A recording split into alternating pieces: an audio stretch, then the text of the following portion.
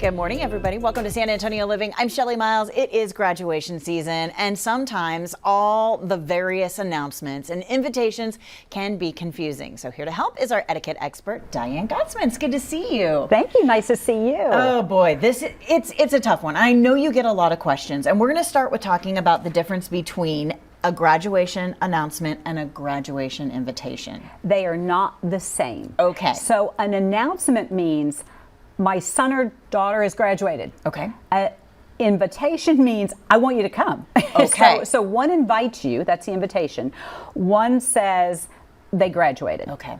Okay, so do we send money for both? What do we do? Always money.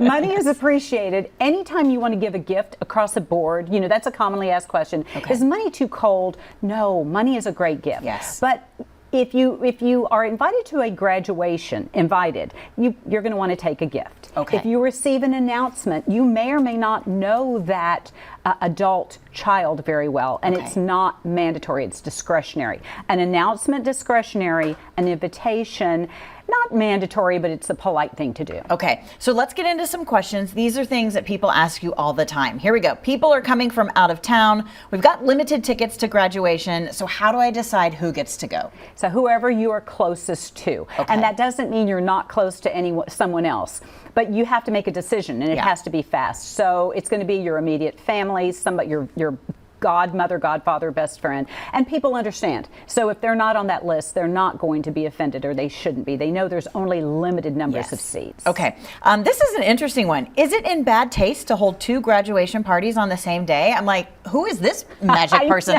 Can only deal with one. I know. This person is very excited to get to graduate. Yes. So I think that it's difficult for the people that are going, especially if they're invited to both. So the answer is, I guess you can. I mean, I would spread it out if possible, because it puts pressure on mom and dad, if nothing else, unless they're the ones wanting to do it.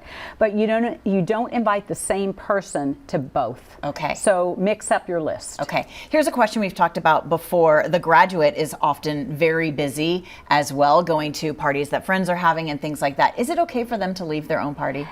At some point in time, not in the middle of their party, but let the party wind down, let the last guest leave that is in their friend group, and aunts and uncles may stay behind that have come from out of town, say, I'm just so happy you're here, I'm going to see you tomorrow morning for breakfast, I'm going to go to some other parties now. Okay, good to know. Here is another question from a viewer. I'm hosting a graduation dinner for my son, and I worry about the cost of the meals. Is it okay to ask for each person to pay for their own dinner and all cover the cost of appetizers? So I think that's very sweet that they want to invite people out. They are going to cover the cost of the appetizers. We have to keep people's budgets in mind, but you're really not hosting if you're not paying. Right. So just let the guests know that, come, I'm paying for the appetizers, meals on you. Okay, so just give them advance notice and they can make the decision there.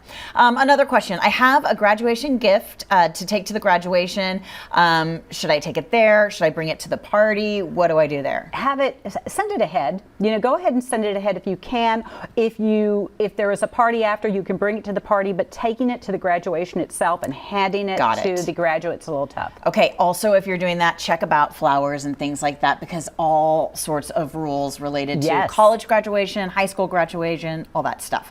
How much money should I spend on a graduation gift? So there's no hard and fast rule. And again, it depends on your budget. But it could be anywhere from $20, a frame, to $500 if it's grandma or grandpa. So it can go up. It can go to thousands of dollars if it's parents and they're doing something for you that's extravagant.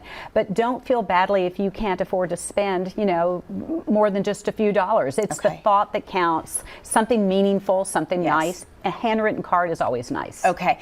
Let's talk about, do we send a gift certificate? Is cash better? Do I write a check? So if you're giving them cash and handing it to them, yes, never cash in the mail. Okay. Check is wonderful. Gift certificate, if you know they can use it for multiple things. Okay. But, a gift certificate to a restaurant and they're moving away is difficult. Okay. Or to let's say a fishing store. They don't fish. Right? So it has to be personalized. Okay. A lot of times you're trying to dream up, a really good graduation gift because you know the person, you want it to be special. But money is okay. They are going to use it. They can use it on what they want to use it for. And if you're trying to dream up this fabulous gift and it's fabulous to you, it may not be fabulous to Yeah. them. They may not need another piece of your hand-drawn artwork for their walls. Okay. So think about what they need versus what you want to give them. Okay, thank you notes. Who gets a thank you note? Everybody. Everybody. Yeah. Thank you notes when somebody gives you a gift, especially for graduation, handwritten and mailed. Not texted, not emailed, Okay. handwritten. Okay, good deal. Well, thank you for getting us up to speed. Always good to see you. If you've got questions, you can find Diane Gottsman at the Protocol School of Texas right here in San Antonio. Make sure you are following her on Instagram at Diane Gottsman. You can also visit protocolschooloftexas.com for more information.